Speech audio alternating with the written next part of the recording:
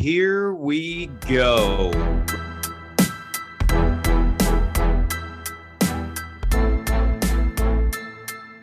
Welcome to the 9 Route Fantasy Football Podcast.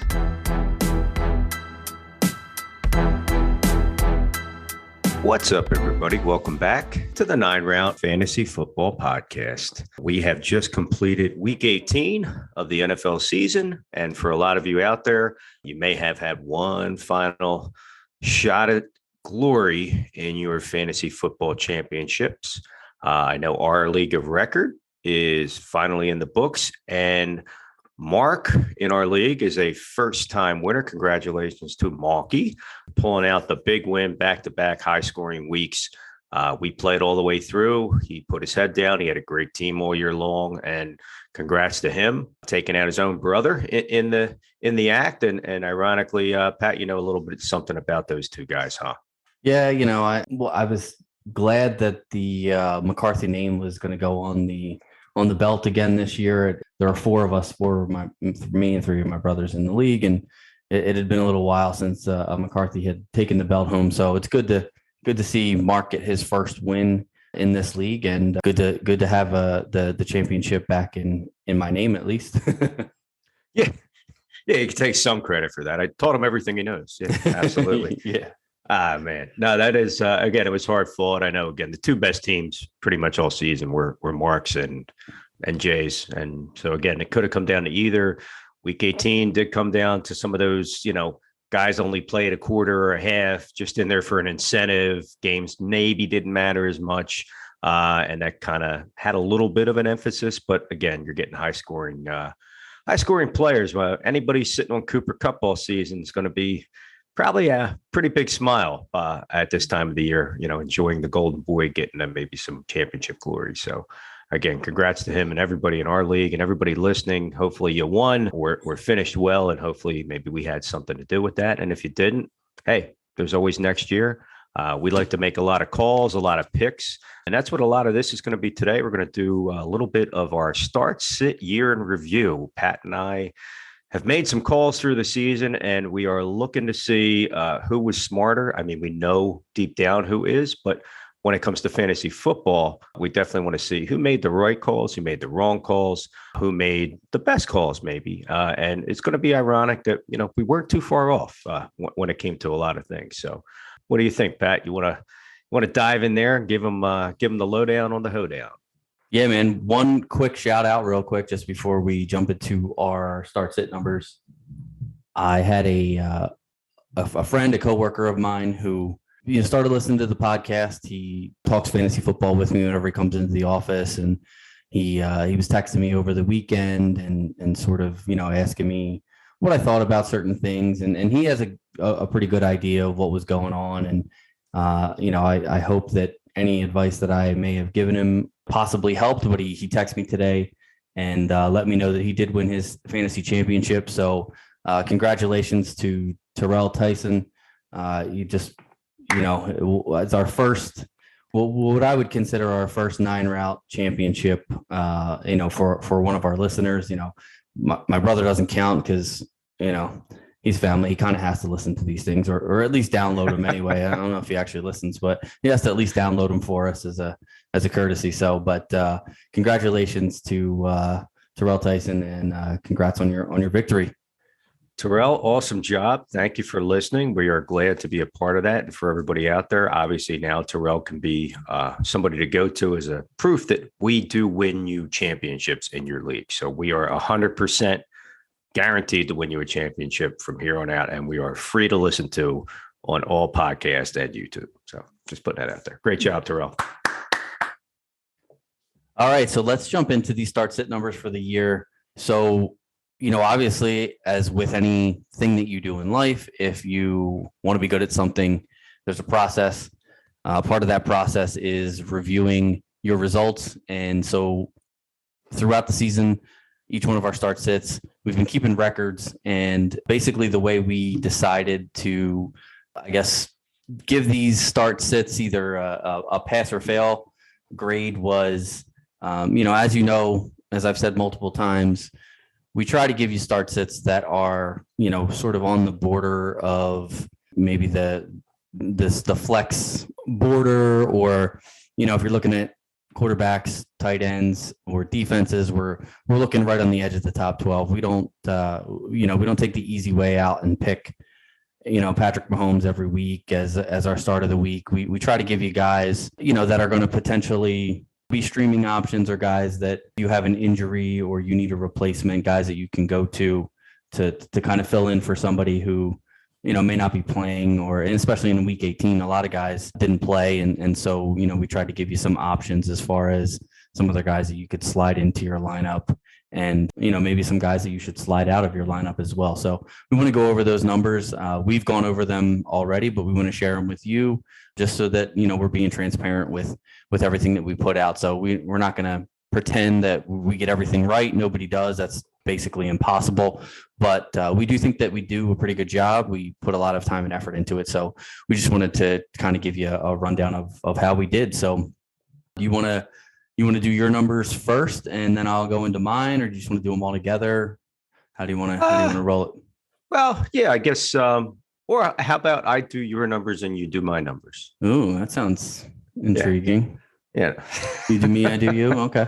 All right. Yeah, we're online, so we're safe. We're more than 6 feet, so 6 feet away. I don't need to wear a mask. I'm fine. It's okay. All right, so yeah, I'll take a look here at what Patrick did for the season. Looks like total we got 39 correct starts. We have 58 correct sits. So that's a pretty good sample size right there. We're looking at how many pack out wrong. And again, wrong is a relative term, like Pat's saying. It's, with the scoring guidelines, I'll go over real quick that the way we set this up, and Pat fine-tuned it pretty well, is if you're looking at a top 12 quarterback, a top 36 running back or wide receiver, a top 12 tight end, a top 12 defense, or if a guy made a certain point threshold, quarterback scoring 25, running back, wide receiver gets 15, a tight end gets you about 12, a defense gets you about 8. So again, they could have been outside the rankings based on ties, things like that. But again, basically you're looking for elite production to startable production, hence the concept every week, or sittable. Again, if they were way, way outside. So looking at overall for Pat, correct starting percentage, he hit 45.35% of the time. That is pretty darn good. That means that Pat, almost half the time, Pat was right. And again, wrong doesn't mean is wrong. It just means that the guy, it doesn't mean the guy got you no points at all. It just means that instead of being in that, a wide receiver was the 37th ranked wide receiver. So he might have missed by one. That's pretty darn good, Pat. I do say congratulations on that. When it came to calling who not to start, so his sits, Pat was right 67.44% of the time based on our scoring guidelines. That means basically 2/3 of the time, if you want to know who not to play, give Pat a call, email him. You try to find out what the heck's going on. The totals. Just check my lineup and see who to sit. Whoever I have in is who you should have probably sat. But yeah, you can listen to the 9-Round Fantasy Football podcast like you're doing right now and get all the answers. We're looking at Pat's totals, and total correct, period, starts and sit 97. That's pretty solid right there.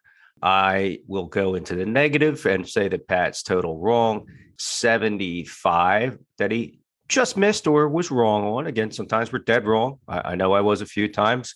Again, that is pretty solid there. That means almost 100 times Pat called the right starts and sits. Dude, awesome job, man. Again, I know you put a lot of time into researching. You're basically watch Red Zone all Sunday. Your kids could be burning the house down around you. You might just move to the backyard and stream it at that point. But yeah, dude, awesome job, man. I know you put a lot of work into that. Great job making these calls. Thanks, man. Appreciate it. I'm going to pay you to be my hype man now. That was pretty good. All right, so let's jump into your numbers as well. So your start, correct, it was exactly the same as mine, 39. Mine's think alike. Apparently.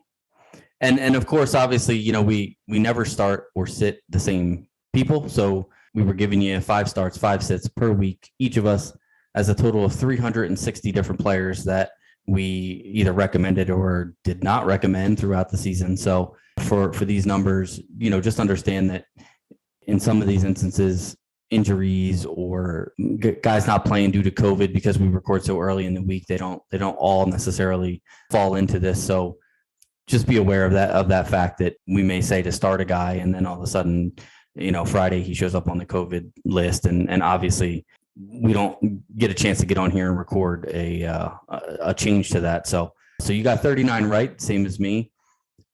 You got 48 sit calls correct, and I think for you, having a few less sits correct than I did probably came from the fact that you went a little bit bigger and bolder on some of your sit calls, which, may have caused you to get a few more wrong, but I think was, like I said, a kind of a bold move on your part. You weren't afraid to sort of shy away from some big name players in your sit calls. And, I think when it comes to how many of these you actually got right or wrong, there was probably some that you called as a sit that were more of a fade, who still ended up maybe finishing, inside that top 36 or, just barely making that point threshold that, unfortunately had to be counted as incorrect. But I think that because of the fact that, they were guys who, even on a bad week, were probably going to finish inside the top 36. I think it was, some of those calls were still good, even though they weren't necessarily graded as, correct calls on here. As far as your incorrect calls, you got 46 of your start calls incorrect, which is actually one better than me, and 36 of your sit calls incorrect. So your total start percentage correct was 45.88, which was a little bit better than mine. I'm sorry. Could you repeat that? I couldn't hear you. I'm sorry. The little bit better than mine part.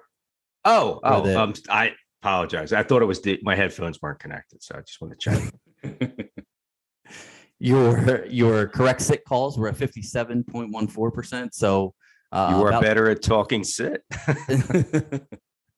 I know who not to start, and like I said, that's mostly because they're all on my roster. Yeah. Well, you're in like 10 leagues, so yeah. That's true. That's true. So overall total, you got 87 correct.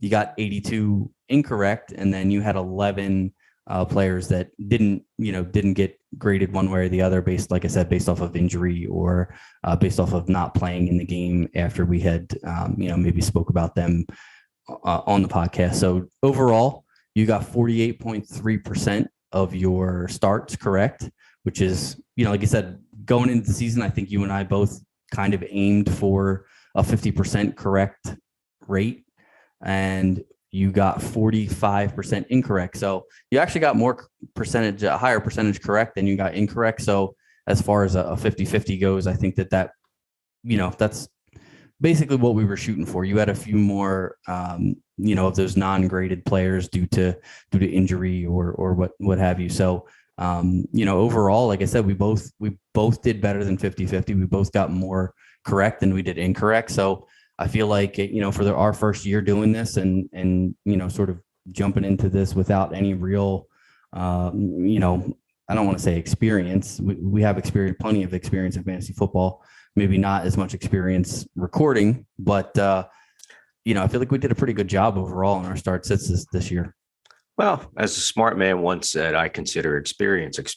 And you and I both have that from many years of playing and watching and adapting to, PPR and, dynasty and keepers and the whole 9 yards. I mean, yeah, I'm happy. I think that, looking at some of these ideas of, making calls and things like that, we're trying to do the heavy lifting for everybody out there so that, we make it a little bit easier for you. And I mean, you see some of these heavy hitter prognosticators out there, and I'll bet you if we put some of our stats up against theirs, might be kind of close, might be a little better here, a little worse there. Break it down by position. I'm sure, Pat, you're probably better calling running backs than maybe Joe Schmo, big guy or gal out there. So, I think that some of it just comes with watching the game and understanding it, looking at the trends, this year, like you said, more than ever, the COVID bug really kind of started creeping up there at the second half of the season, with a lot of people that seemed healthy just missed a week because of protocols. I know in my work league, I lost Travis Kelce in a week that I needed to really get him in for one of my playoff matchups, and it just didn't happen. And it kind of helped to knock me out. So yeah, kind of sucked. And I know it affected a lot of people that way, where you get to that point and there's nobody on waivers. There's nobody to pick up. You're starting whoever might play out there. So again, that's why we were trying to get you a little bit earlier in the week and hopefully, put you in the right spot when it comes to making these calls and starts and sits. And again, some of it's stats, some of it's eye test, a little gut. And, next year we'll strive for 60% and 70 and so on and so forth. But knowing that we help to contribute to at least one championship of record, possibly two, if Markey, avoids radio silence and decides to come out and enjoy his championship.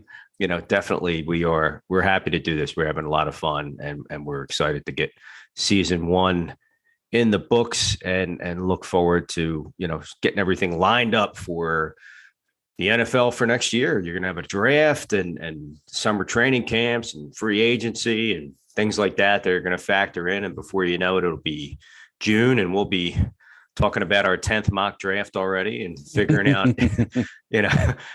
who was the 4th pick of the 6th round in your draft. Well, so-and-so took, we're looking forward to doing that for everybody out there. Yeah. And we're going to continue to try to record weekly. We're going to scale back to one session per week. Now I know that we kind of ramped it up to 2 because it just felt like we couldn't fit all of our waivers and streamers and start sits all in the same episode. So we kind of went to 2 a week. I think we're gonna go back to 1 during the playoffs, since there really isn't any fantasy implications unless you're in some sort of playoff fantasy league, which you and I personally don't really take part in. So what we would like to do moving forward in the upcoming playoff, if you will, weeks, is just go over the games with you guys and talk a little, real football instead of fantasy football, and kind of, give our takes on the playoff matchups. And we're going to do another little contest because, Rudy and I love competing with each other and rubbing it in each other's faces when we win. So we're going to go ahead and pick each of these playoff games each week.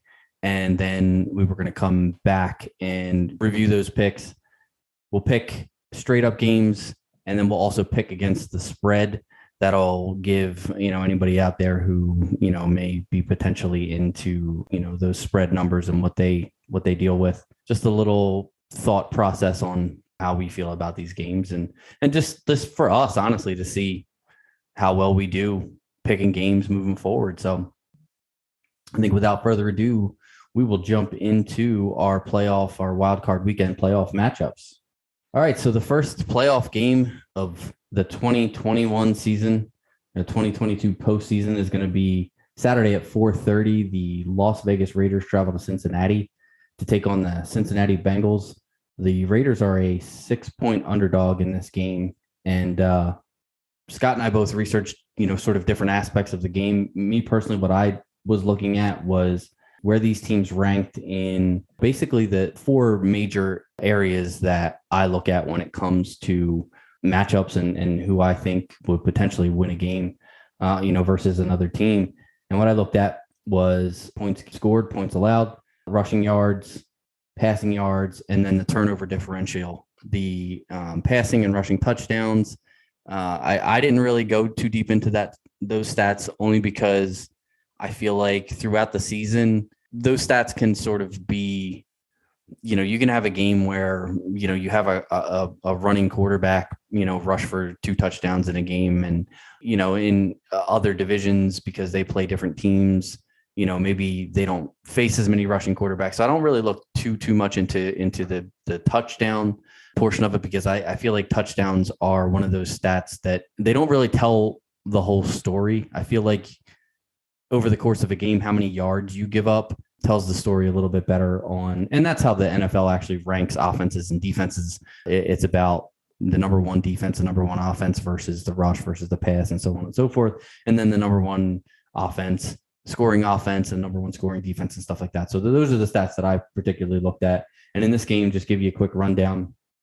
The Raiders are 18th in points scored on the year, averaging about 22 points per game.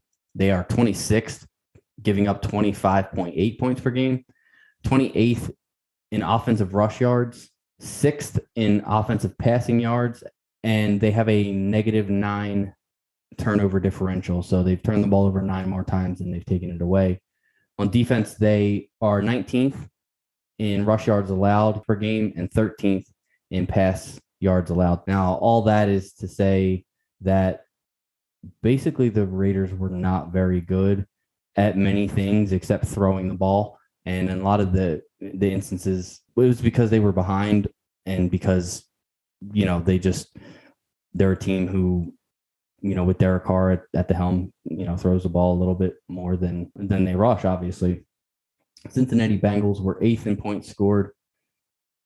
They were 17th in points given up, 23rd rush yards allowed, 7th in pass yards allowed, and their turnover differential was 0. So it was even. They had the same amount of turnovers on offense as they did on defense.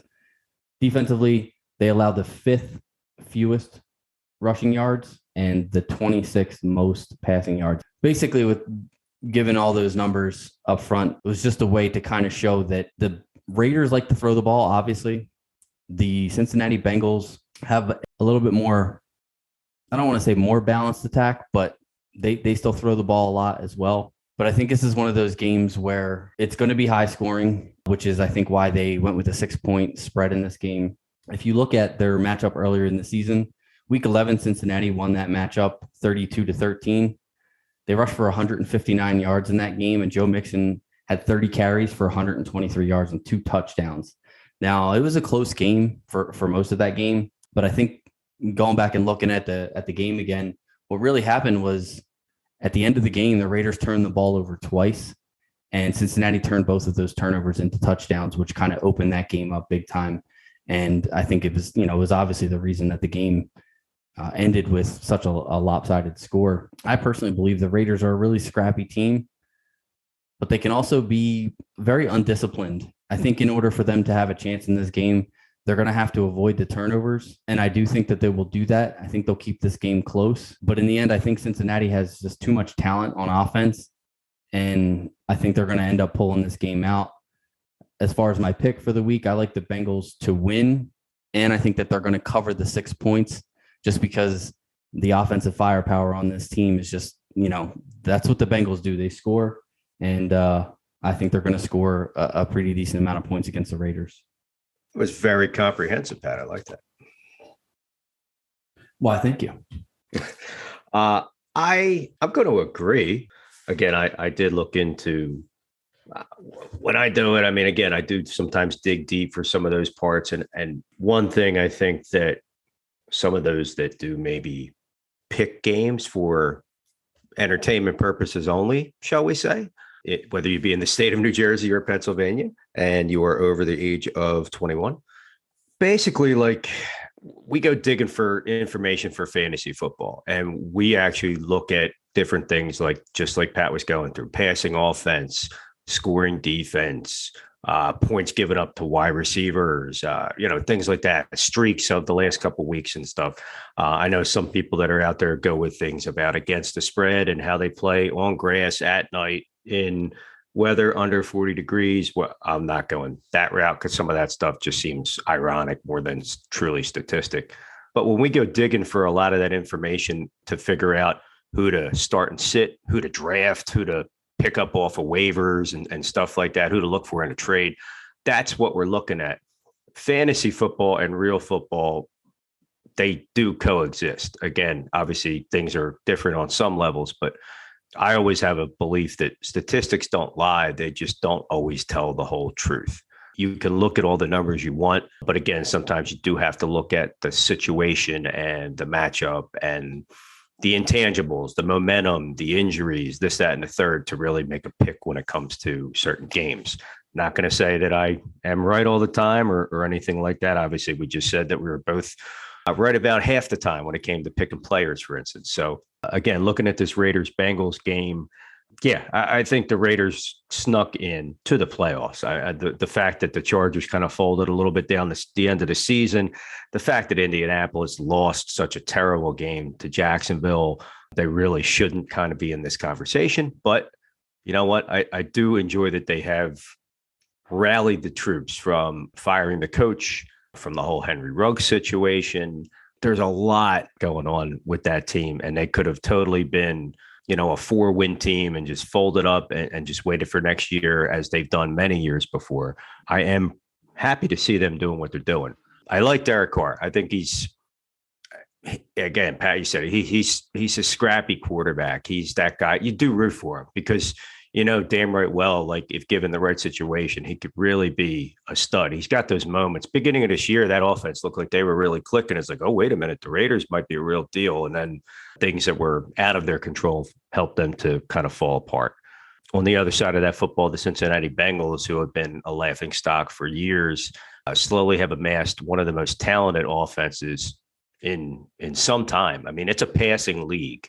And to see that you have a quarterback, Joe Burrow, a wide receiver rookie in Jamar Chase, who, they were teammates. You see T. Higgins, another SEC guy who's coming through there. Tyler Boyd, who last year was the best wide receiver on the team, is now kind of like just there, but a good thing to have a guy like that just there. And then you enter Joe Mixon, who pretty much healthy throughout the season has really been a constant for them in a fairly balanced offense that's putting up some serious points and some serious totals throughout, especially the second half of the season, really kind of flexing a little bit. I do feel that the Bengals score about 27 points a game. I can't see the Raiders, their defense gives up about that much. They give up close to 26 a game. I mean, looking at some of these totals going back and forth, you got the 7th best offense against the 26th best defense.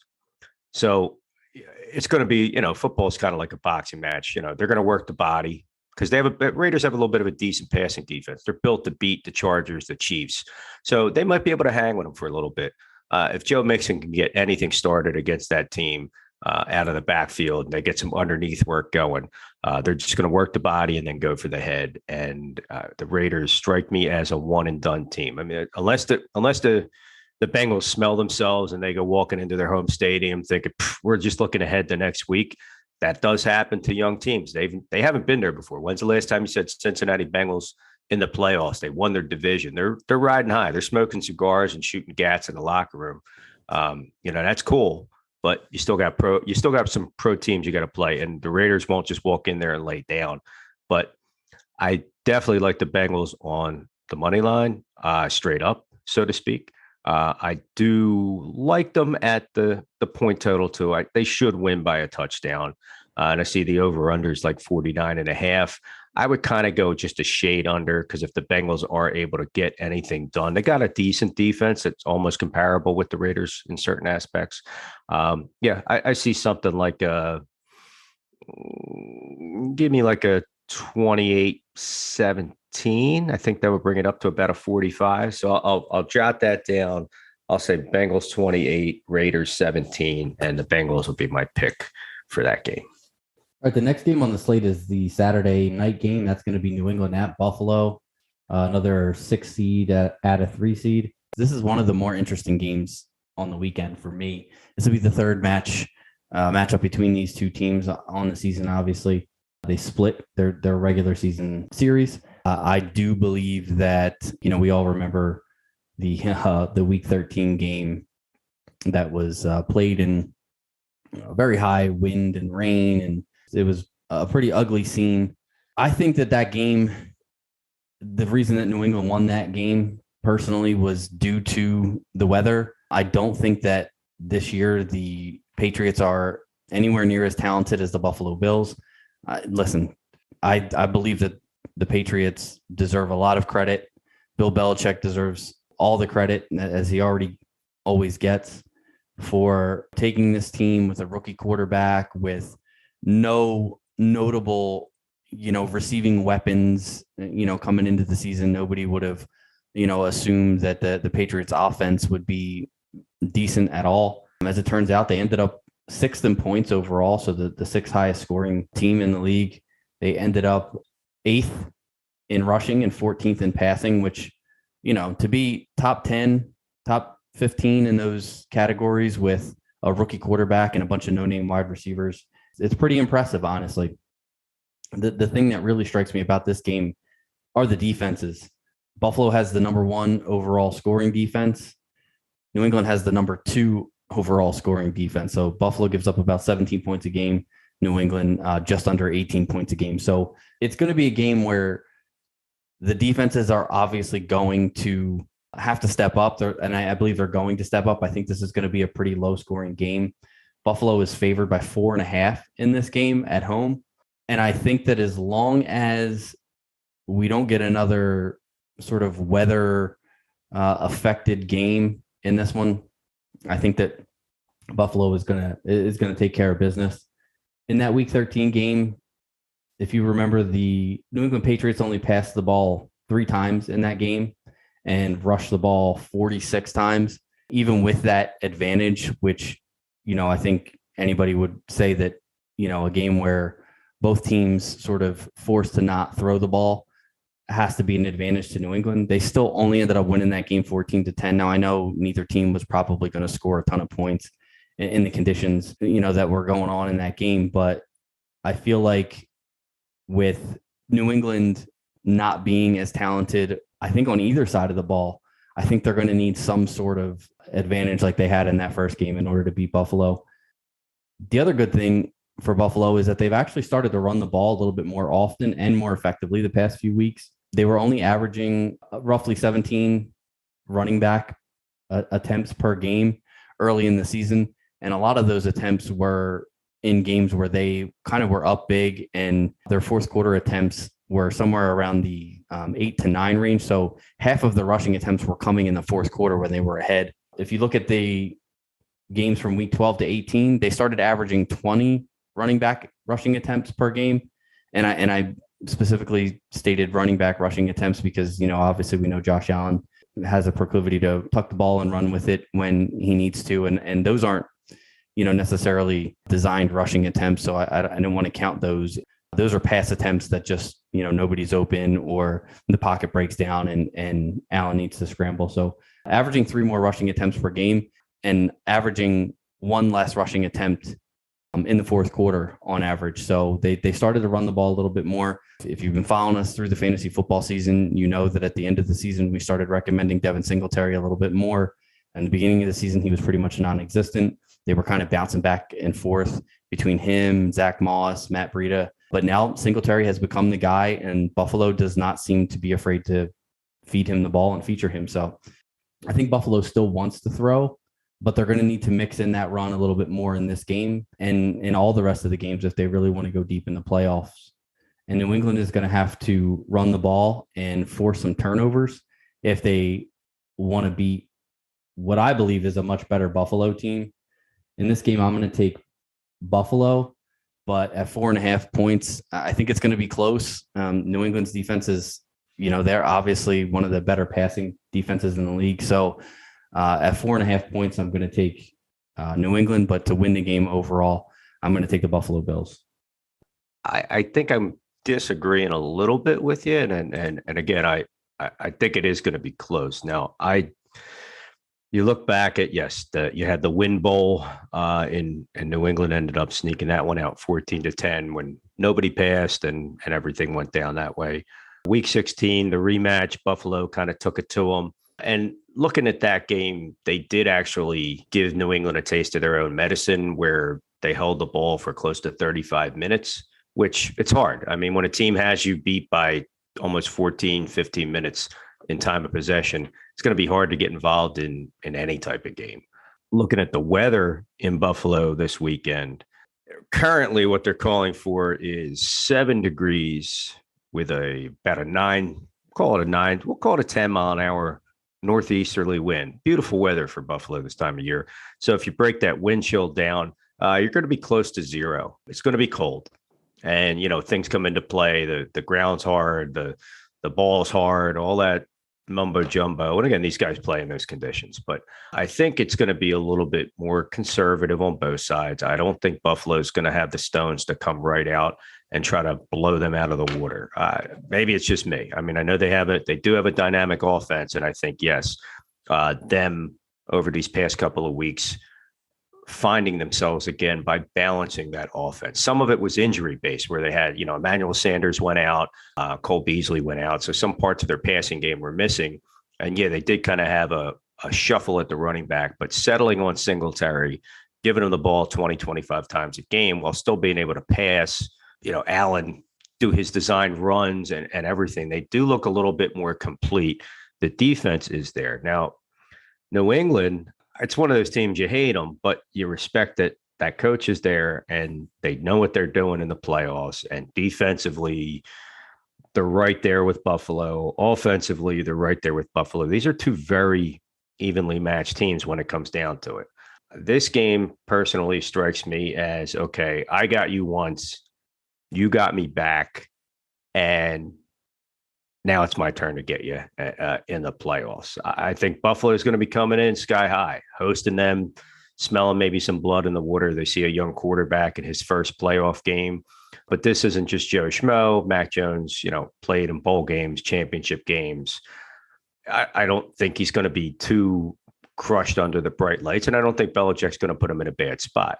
Buffalo came along last year and looked like they'd be a pretty solid team, and when it came to playing against Kansas City, it seemed like they kind of stopped playing their style of football. Evenly matched teams. I like straight up the New England Patriots to win the game.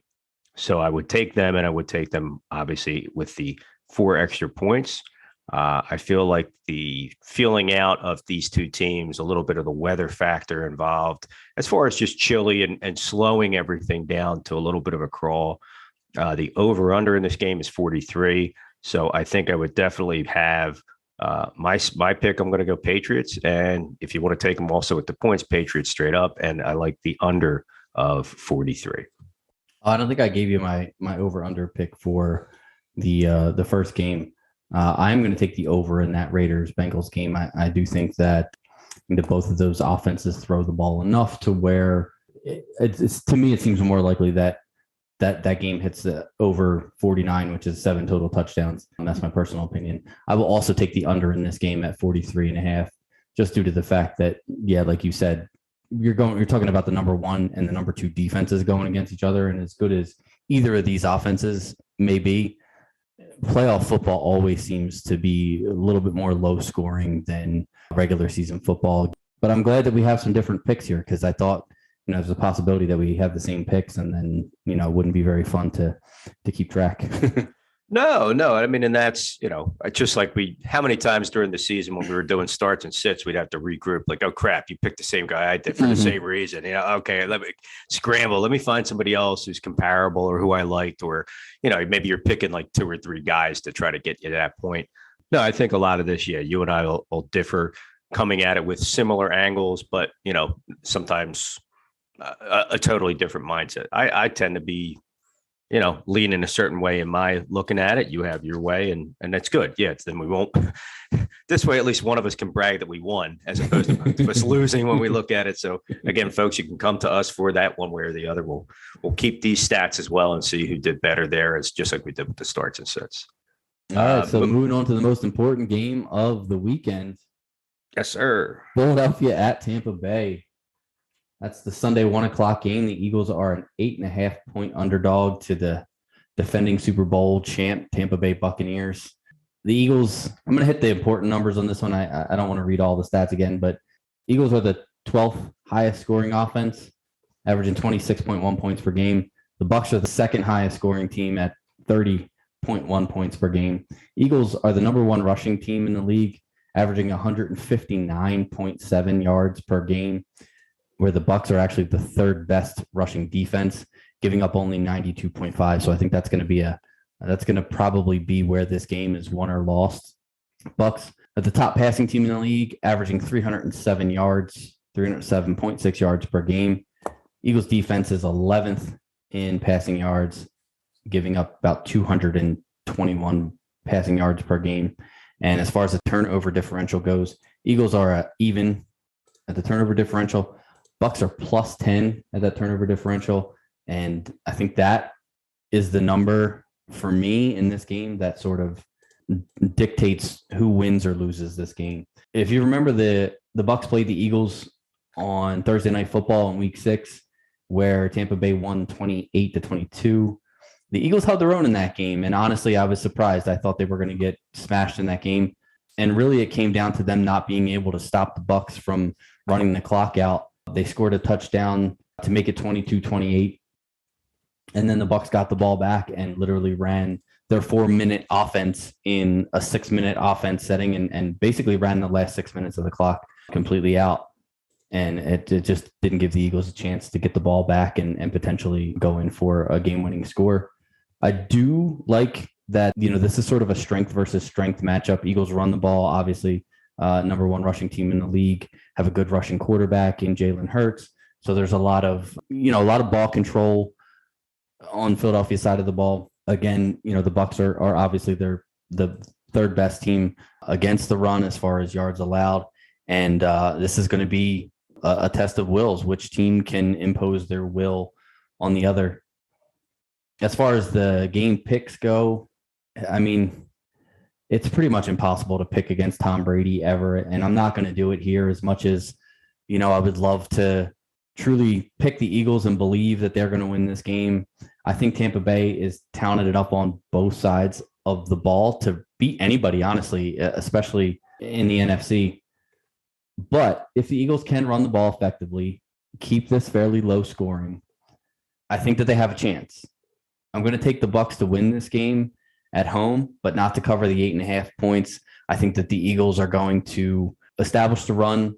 I think that they're going to do a good enough job at running the ball to, like I said, keep it close. And I'm going to take the Eagles with the 8.5, but I am going to take the Bucks to win the game. And as far as the over/under, it is at 49.5. Again, I think if I believe that the Eagles are going to keep this close and have a chance to potentially even possibly win the game, I think it's going to have to be low scoring. So I'm going to take the under 49.5 in this one.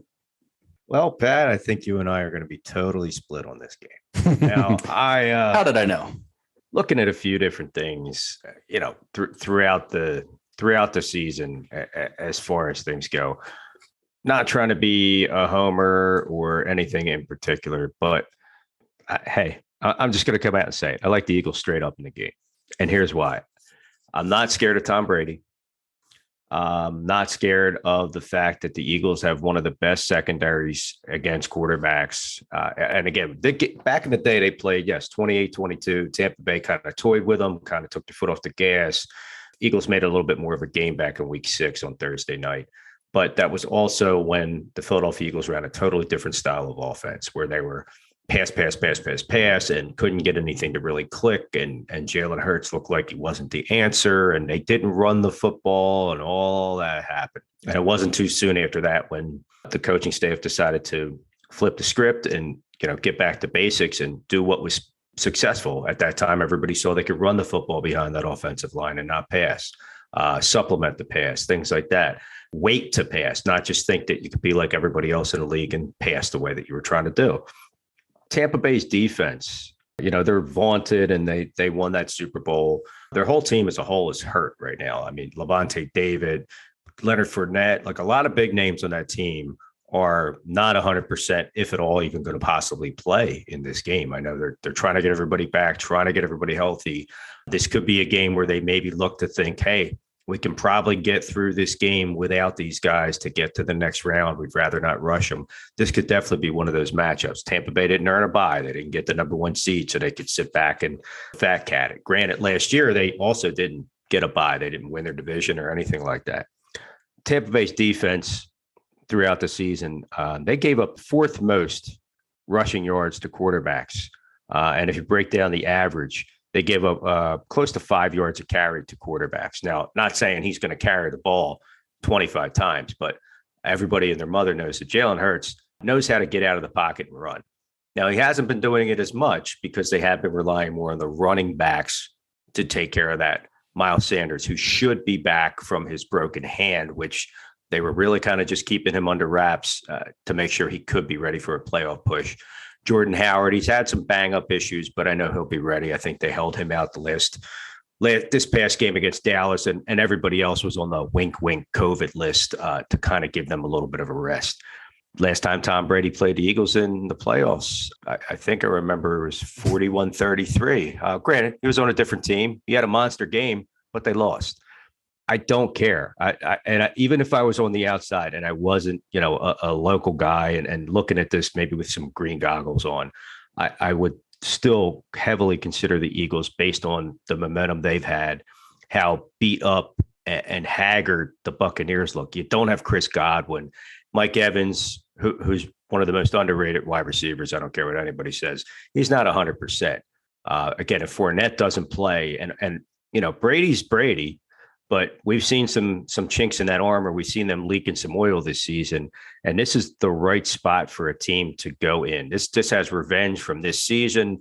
This has revenge from when the Buccaneers were supposed to come to Philly and lose because it was under 20 degrees, and all you saw was Joe Jaravicious running all over the field and all that crap that happened a long time ago. This, to me, franchise-wise, is almost a karma payback game. I like the Eagles straight up in the game. And I like under the total, and I'm going to love to see Brady not shake Jalen Hurts' hands like a little baby and walk off the field because he can't afford to lose to the NFC East anymore. And he just can't handle it. So Eagles and the under, that's my pick. You sounded angry about that for some reason, but I get it. And I do listen. I think, and I said this to you. I don't remember if it was on the podcast last week or if it was just, when we were talking either before or after it. I actually wanted the Eagles to play the Bucs in the first round of the playoffs because of the fact that, like you said, Godwin's gone. Fournette may not be back for this game. We didn't even mention Antonio Brown not being with the team anymore. Who's he? I've never seen him before. He doesn't wear a uniform, so I don't know. He was only your keeper in our league of record for like 3 years. The guy from the Steelers. Yeah. Oh, that guy. Yeah. The guy that I drafted this year that I thought was going to win me the championship. And then when last we saw, he was at like a Brooklyn game. Yeah, no, I'm good. But yes, I agree that I think that of all the teams to play in the playoffs, I think that the Bucs were probably the team that I would have wanted to play the most, just due to the fact that, I think a lot of times, you saw in the beginning of the season with this, the Bucs being the third, best rushing defense in the league.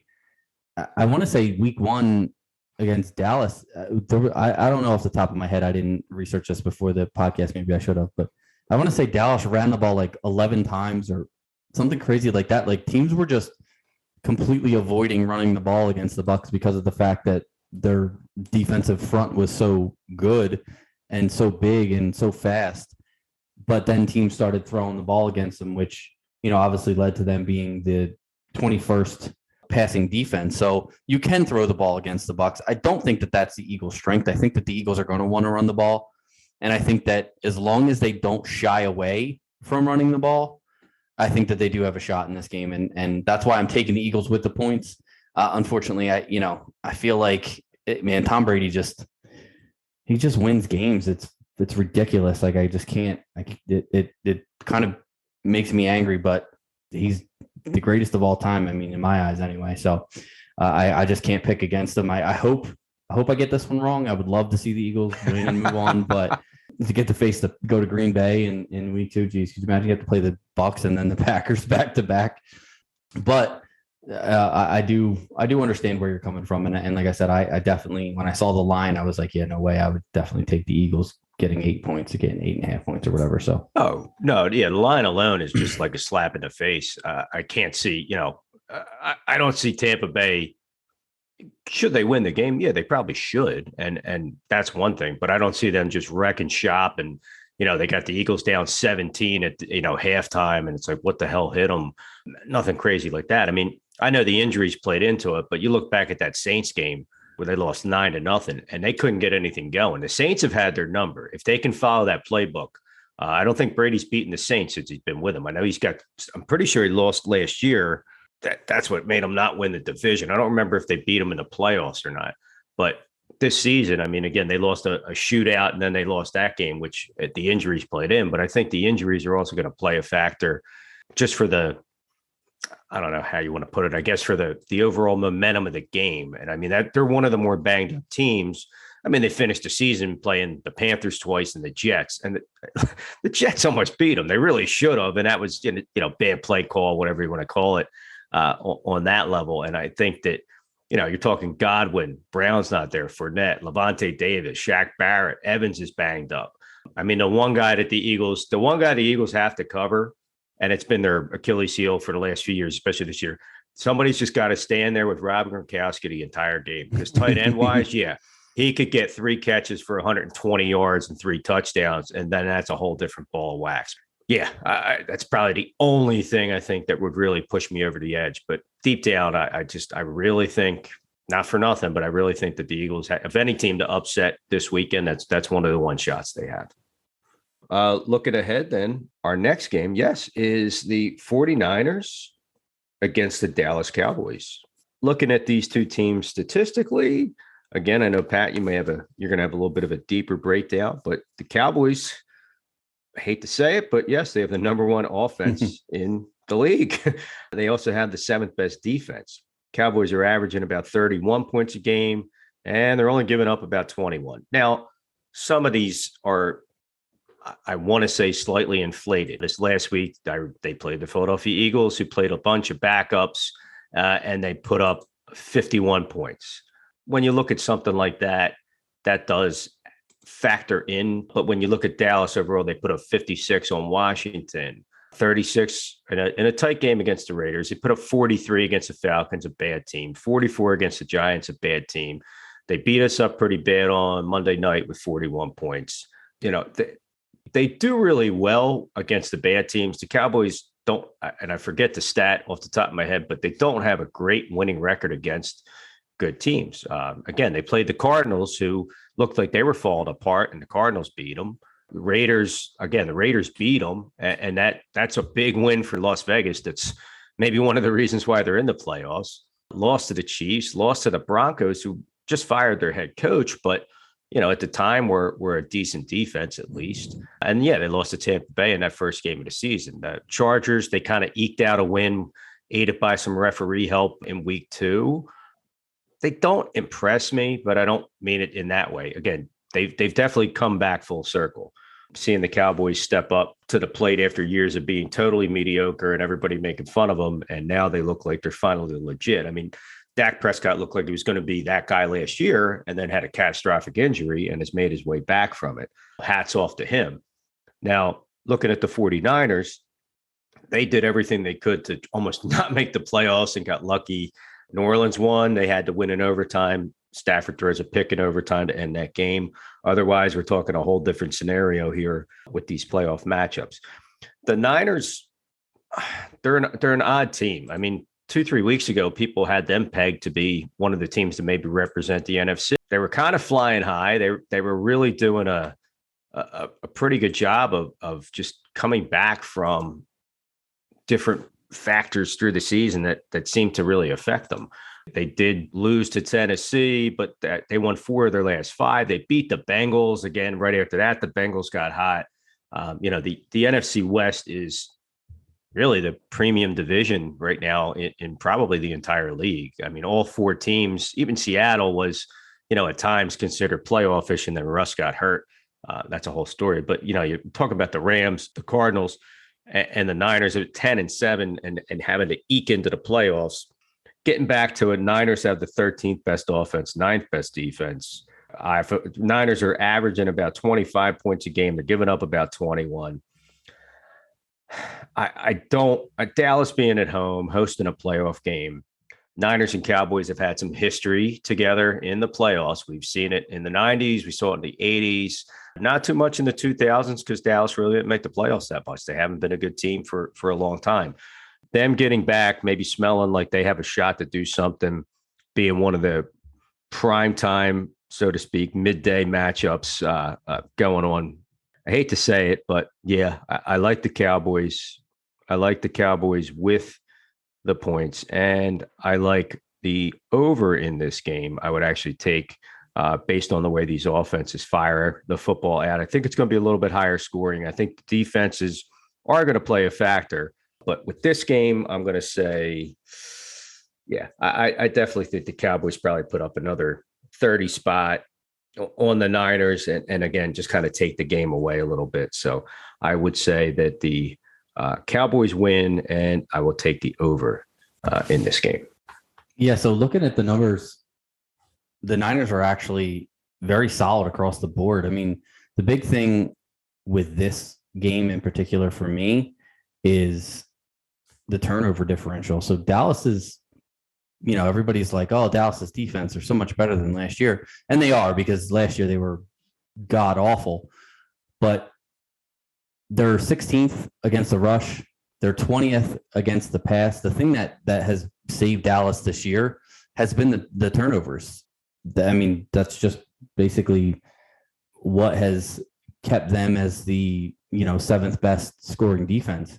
If San Francisco wants to have a chance to win this game, they have to win time of possession and basically just not turn the ball over. I know I've said this in some of the other games, and I probably sound like a broken record, but when you get to the playoffs, most of these teams are so closely matched talent-wise that in the playoffs, one extra possession can often be the difference between winning and losing the game. So I think the 49ers also need to try to hold Dallas to field goals when they get into the red zone. Right now, they're 15th in red zone touchdown percentage at 56.7%. They're going to have to get that under 50% versus the Cowboys. I think that if you allow the Cowboys to score when they get in close, I don't think San Francisco has the offensive weaponry to keep up with Dallas. And they do have some good offensive players. I'm not saying that they're not good. I just think that you don't want to get into a shootout in this game if you're San Francisco. This is one of these games where your defense is going to have to show up. Your offense is going to have to not turn the ball over. San Francisco runs the ball, very well. They're the seventh best rushing team in the league, averaging 126 rush yards per game. I think they need to keep the ball on the ground. They need to control the clock and need to not turn the ball over. Unfortunately, I agree with you. I think that Dallas just has too much talent overall, and I think that they're going to win this game. But I think it's going to be close. I actually think the spread is dead on. I actually think Dallas is going to win this game by 3. So I'm going to take San Francisco with the points in this one. Dallas to win, but San Fran with the points. And as far as the over under, that 50.5 is, if it's not for that half point, that's also going to be really close. I actually like doing this game. I think it's going to be like 27-24 Dallas. So with that being 51, I'm going to take the over reluctantly. I got 28-24. Yeah. Yeah. So I'm going to take the over reluctantly. I'm going to take the Niners with the 3 in the hopes that, maybe a missed extra point or a 2-point conversion somewhere keeps this game even a little bit closer than that 3 points. But I think as far as, the sports book goes, the FanDuel sports book, which is, what we're using, I think that I think they got this one dead on. I think this is a pretty close game. All right, let's move into the Sunday night game. We get the Pittsburgh Steelers going to Kansas City. The Big Ben Bowl. Here it is. That almost didn't happen thanks to that craziness that oh my God happened in the Sunday night football game. That's like, let alone all the tweets and memes that got to be out there. But yeah, let alone a Steelers fan, for that whole team probably sitting in the locker room, maybe the coach and staff trying to break down game film and watching that game happen. Yeah, that had to be rough, man. Yeah. I mean, that once it got to overtime, they were just like, somebody win this game, please. And then both teams kick field goals, which is, crazy. You only got 10 minutes. Yeah. Both teams score. And then that was nuts. But anyway, let's get to the game. Pittsburgh is just, along with Las Vegas, one of the only 2 teams in the playoffs that have given up more points than they've scored throughout the course of the season. They're 21st in points scored, averaging about 20.2 points per game, and 20th in points allowed, giving up roughly 23.5 points per game. Kansas City, on the other hand, started a little rocky, but have come back to the kind of the Kansas City that we all know and love, and ended up fourth highest scoring team, averaging 28.2 points per game, giving up the eighth fewest points at 21.4. As far as the other numbers go, Pittsburgh is just 29th in rush yards on offense, 15th passing. I mean, they're the worst rushing defense. They actually are in top 10 in passing defense. They're the ninth best passing defense in the league. But if you look back to week 16, which was not too long ago, Pittsburgh visited Kansas City and they abruptly got spanked and sent home. They lost that game 36-10. The Steelers, as we were just saying, kind of snuck into the playoffs by the skin of their teeth. And if it wasn't for that tie that they had, probably wouldn't be in the playoffs. As much as I love Big Ben and I would love to see him, go out, maybe not with a Super Bowl. I don't think that the Steelers have a real shot at that, but to see him go out with a loss in the playoffs that I think is going to be pretty bad is a tough way to go out. But at least he got to play a playoff game. Will be his final game of his career. So Pittsburgh's offensive line has just been really bad, pass blocking and run blocking all season. I think it's going to be, and Ben doesn't have a whole lot of mobility as it is left anyway, so it's going to be a pretty rough day for him. It's going to be a rough day for Najee Harris. I think that Harris may not even get much work running the ball because I think the Kansas City Chiefs can score at will, and their offense is getting back to, like I said, what it was. Their defense has actually been good for, most of the year. I think for them, it's going to be a matter of putting their offense and defense together for 4 straight games. In order to win a Super Bowl, they're going to have to win 4 more. And I think that there's a possibility that they can do that.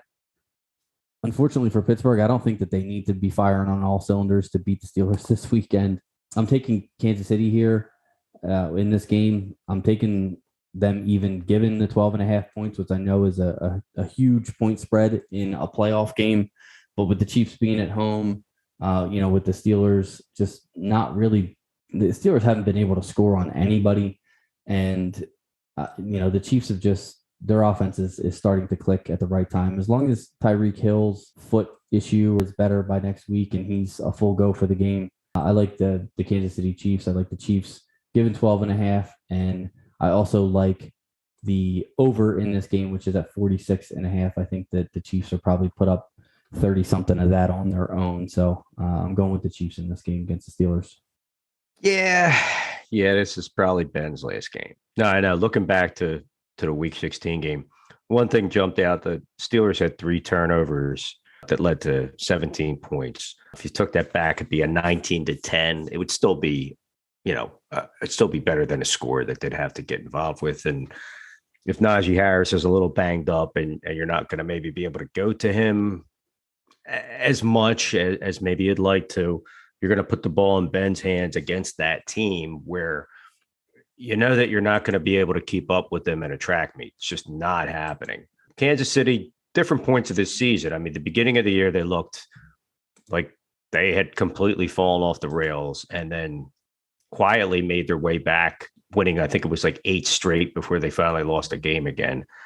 Defensively, what they've been able to do throughout the season. Now, again, their passing defense isn't that hot. Their running defense is a little bit stronger, but their overall concepts of, being a top 10 defense, like they're right there.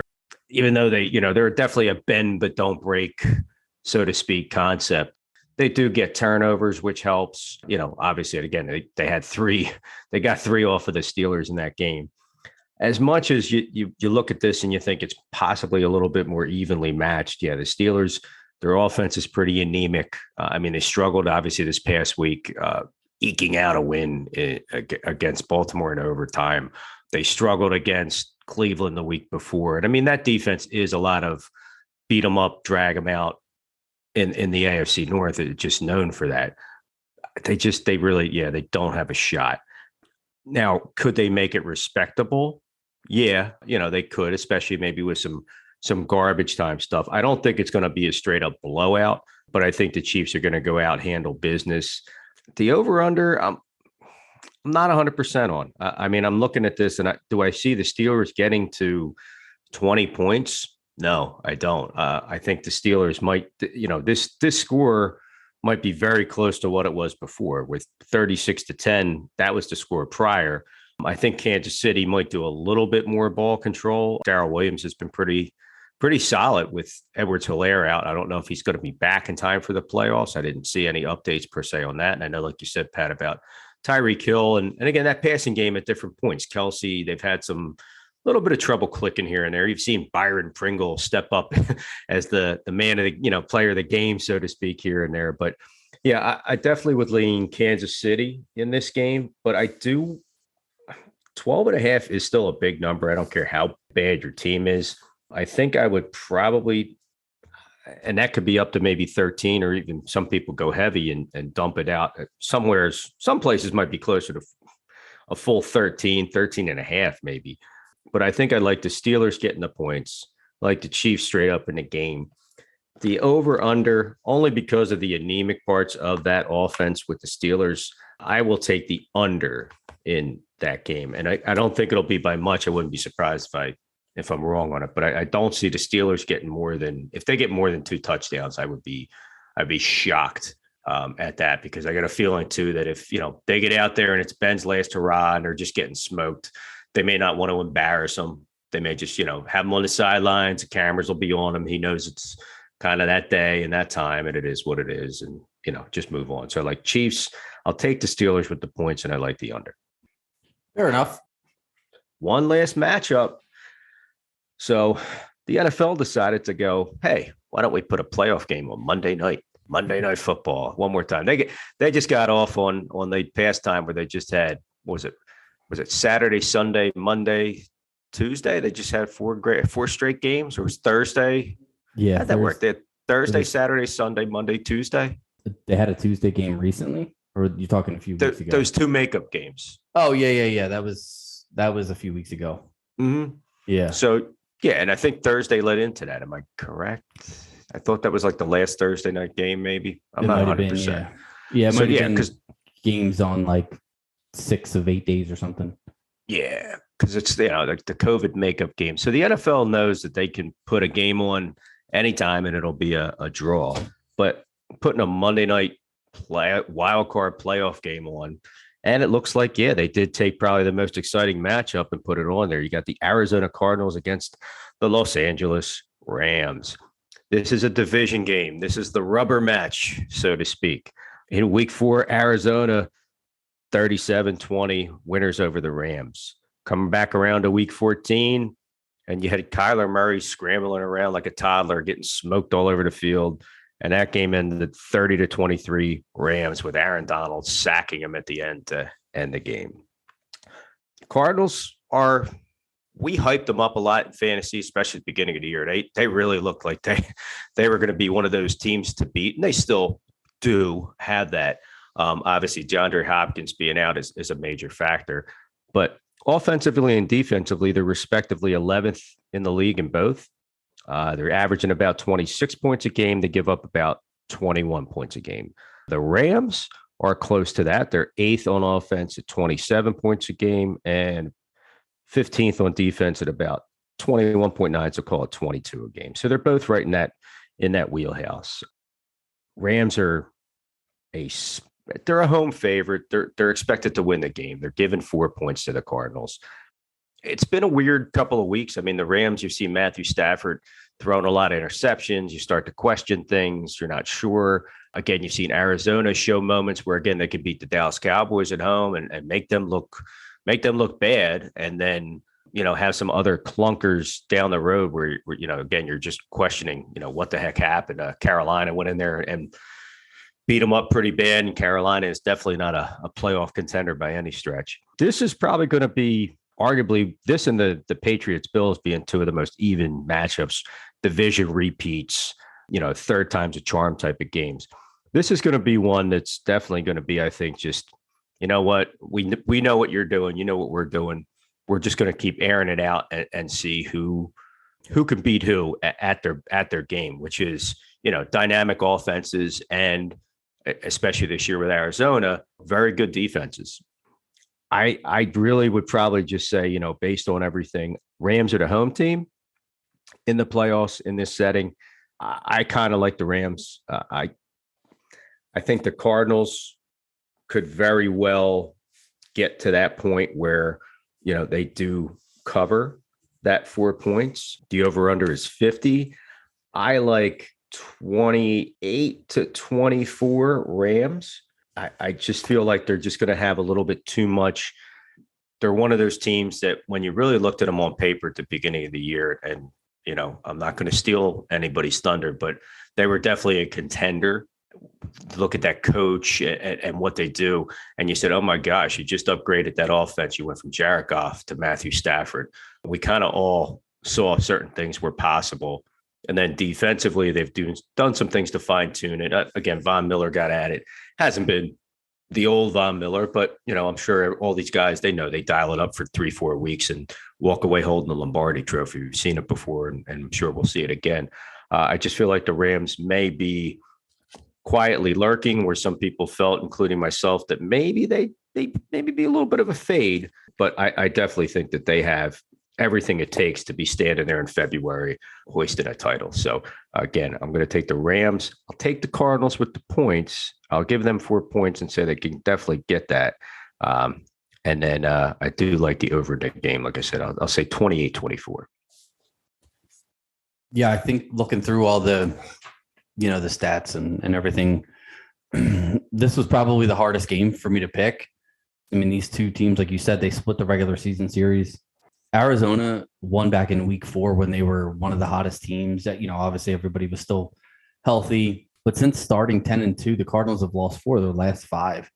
And they've really struggled on offense without DeAndre Hopkins. AJ Green is just he's not the AJ Green that we remember from Cincinnati. He's still a good player, but he's not a number 1 wide receiver. He's not good enough to carry an offense as far as, a receiving game. I think for Arizona to win this game, they're going to have to do it defensively. They're going to have to lean on James Conner, and hopefully Chase Edmonds will be back. And that's kind of, the game plan against Dallas. Now, they did throw the ball in that game against Dallas, but they ran the ball very effectively in that game, averaging over 4.5 yards per rush. I think Conner had 2 touchdowns in that game, and he really is the key, I think, in this game. And honestly, for the Cardinals moving forward in the playoffs, if they want to, upset the Rams and continue to make their way through this playoff push, I think James Conner has to be a huge part of it. The passing game just is not what it was. If we look at, if you look at Kyler Murray's numbers early in the season, he was, again, this is a fantasy football podcast. At one point, Kyler Murray was the number 1 quarterback in fantasy football. And then as soon as DeAndre Hopkins started, missing games and coming out of games hurt and things like that, he fell off. And I mean, not that you can blame him. I mean, DeAndre Hopkins is still one of the, probably top 5 most talented wide receivers in the NFL. So not having him is a huge blow. The Rams have all the talent on both sides of the ball, but they needed a Cardinals loss last week to clinch the division. So I'm by no means saying that, the Rams are great and they got this game locked up and the Cardinals are going to have to do something special in order to win it. I think this is one of those games that could honestly truly go either way in these situations. I'm going to go with the talent. I'm going to go with who I believe is the better coach in Sean McVay. And I'm going to go ahead and pick the Rams as well. And I see this game almost exactly the way you see it. I see the Rams winning, but I think it's going to be close. So I'm going to take the Cardinals with the points. And I do like the over as well, because I think that both teams, again, with me picking the team that's the favorite, kind of means that it's going to be a little bit more of a high scoring affair. I do think the Cardinals can score with them. The Rams defense, has not lived up to the big name billing that they've kind of built with, all these free agents that they've picked up and things like that. So Rams are still a good team. And like you said, I still do believe that they have the talent and the ability to win the entire NFC and be the NFC's representative in the Super Bowl. But I think the Cardinals are a scrappy team. I think that they played this Rams team twice now, and they know exactly what LA is looking to do. And I think it's just a matter of the Cardinals leaning on Conner, leaning on that run game.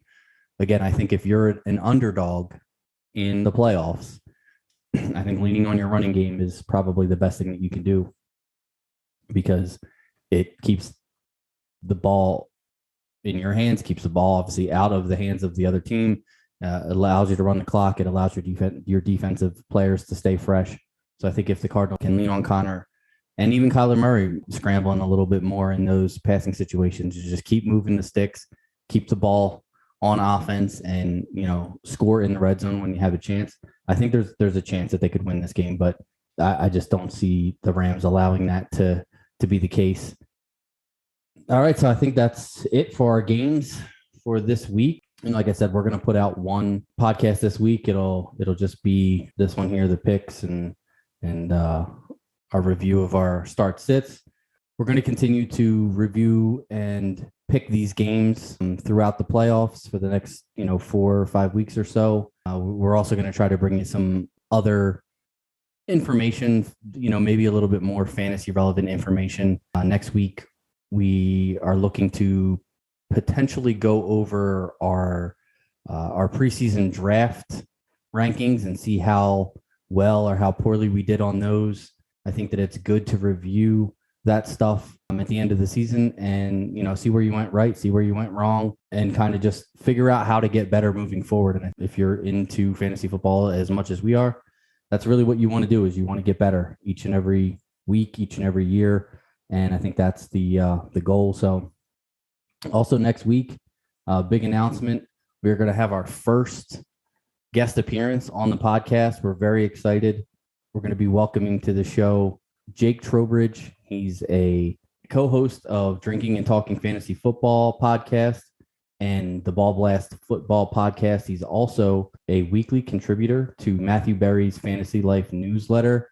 Really funny guy, really smart. I'm excited to have him on. I can't wait to pick his brain a little bit. He does a lot of really funny videos and non-traditional fantasy football content. He's not just putting out rankings and things like that. This guy's like an actual entertainer. If you're listening to this podcast and you're on social media and you want a good follow him at Jake Trowbridge.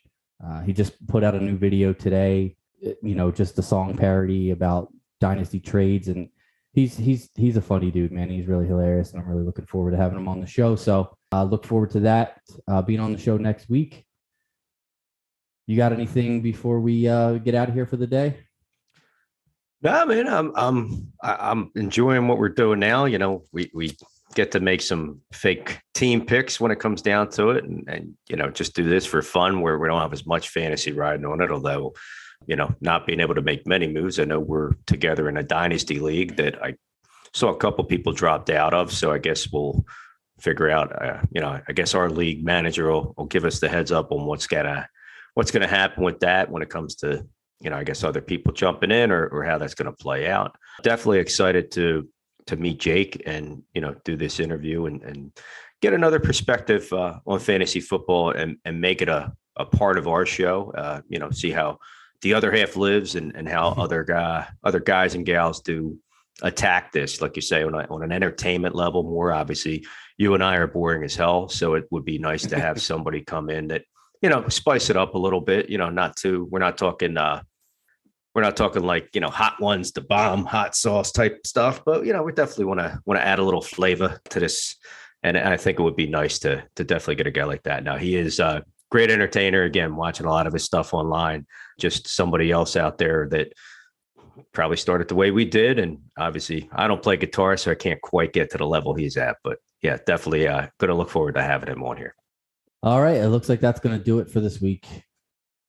We will catch you all next week and look forward to talking some more playoff football with you all here on the 9 Route Fantasy Football Podcast. Peace. We'd like to sincerely thank you for listening to the show. You can follow us on Twitter at the 9 Route 1 and at Scott from Delco. We put out a lot of funny and informative information on there. Our email address, if you'd like to email the show, is the 9routeFFB@gmail.com. Make sure to click the little plus wherever you're listening to follow the show. And if you like what we do, please leave us a review. We'll be back next week with more fantasy football info to take your team deep here on the 9 Route Fantasy Football Podcast.